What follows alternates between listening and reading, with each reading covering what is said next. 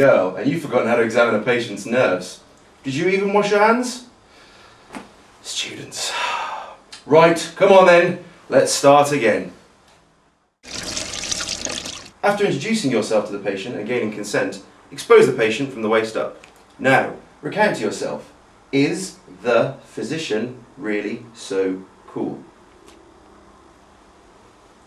Look at the patient first. Are there any scars, atrophies, tremors or fasciculations? Also, look for any clues from the examiner. A lonely tendon hammer is a sure sign you'll be asked to test reflexes fairly soon.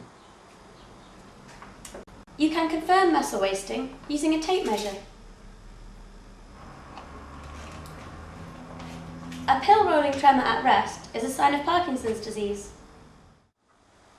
Before testing for tone, inquire about pain and then ask the patient to relax. Now, grasp their hand as if you were greeting them once again. Smoothly move the appendage at the wrist, elbow and shoulder joints. Abnormal tone can be described as clasp knife, lead pipe or cogwheel. Excellent, Ethel, but don't forget to test both upper limbs in turn.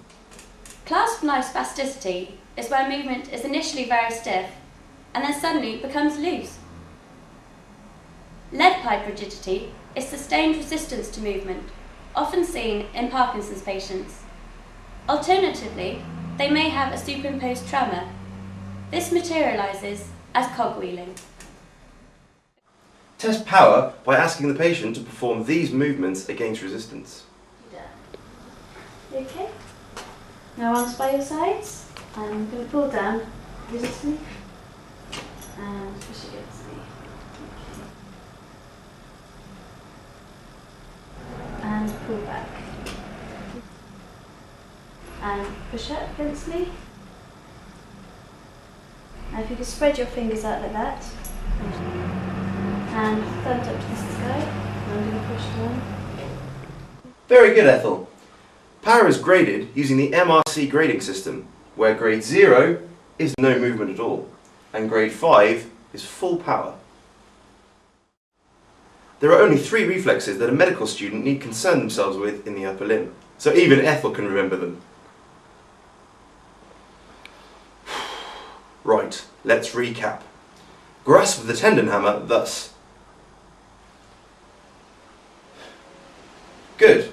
Now, ask the patient to relax, and with movement at the wrist only, let the tendon hammer fall onto the relevant tendon.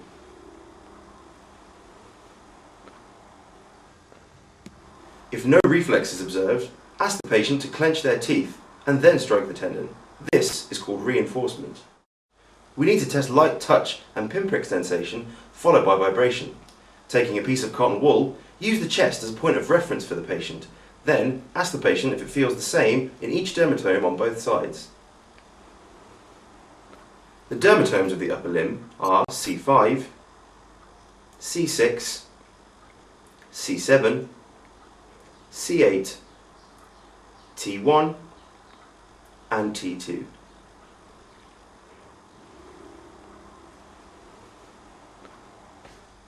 Repeat this using a neurotip, disposing of it in the sharp spin afterwards, of course. Light touch and pain are carried in the spinothalamic tract of the spinal cord. Use a 128 Hz tuning fork to test for vibration sense at the bony prominences. If the patient feels the vibration at the thumb, this is normal. You may wish to say that you would use the fork to test other bony prominences and also use it to test for temperature, but you would move on. To test proprioception, show the patient movement of their distal phalanx up and down. Then, ask them to close their eyes and tell you which way you move the appendage. Up. And remember, test both sides, Ethel. And now the other hand. Vibration sense is carried in the dorsal column pathway of the spinal cord. Nearly there now, Ethel. Next is coordination. This is tested for by asking the patient to touch your finger and then their nose, continuing to do so as you move your finger from side to side. Be sure to notice any intention tremor, Ethel. That's a sign of cerebellar disease. Another sign of cerebellar disease is dystiodocokinesia. This is tested for by asking the patient to perform rapid alternating movements, like so. Finally, ask the patient to stand. Reassure him or her that you are there for support should it be needed, and ask them to close their eyes. If the patient becomes unsteady, a lesion of proprioception is likely. This is a positive Romberg's test.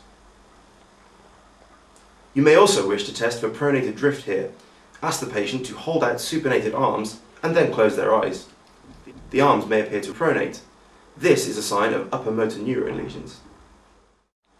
Once you've finished, thank the patient and tell the examiner you would like to perform a neurological examination of the lower limb, assess gait, and perform a peripheral vascular examination.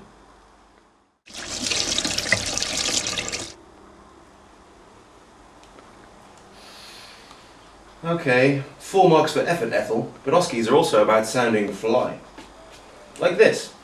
Miss Visser is comfortable at rest and has no peripheral signs of neurological disease other than atrophy of the hypothena eminence and perhaps some mild clawing of the left hand. Tone, power and reflexes are all normal and grade 5 bilaterally, save for grade 4 abduction of the left fingers. Fine touch and pinprick sensations are lost over the hypothena eminence and medial 1.5 digits. Coordination is normal. This is suggestive of a left ulnar nerve lesion.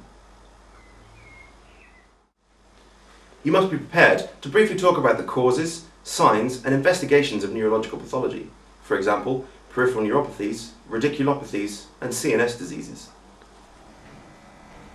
Glove and stocking sensory loss is characteristic of peripheral neuropathies. Well, Ethel, I hope you've learned something today, and if you have, bravo! And if you haven't, well, it's your fault for not listening well enough, and I won't be held responsible for any mistakes you make in the future. Good luck on the wards! Bye, everyone.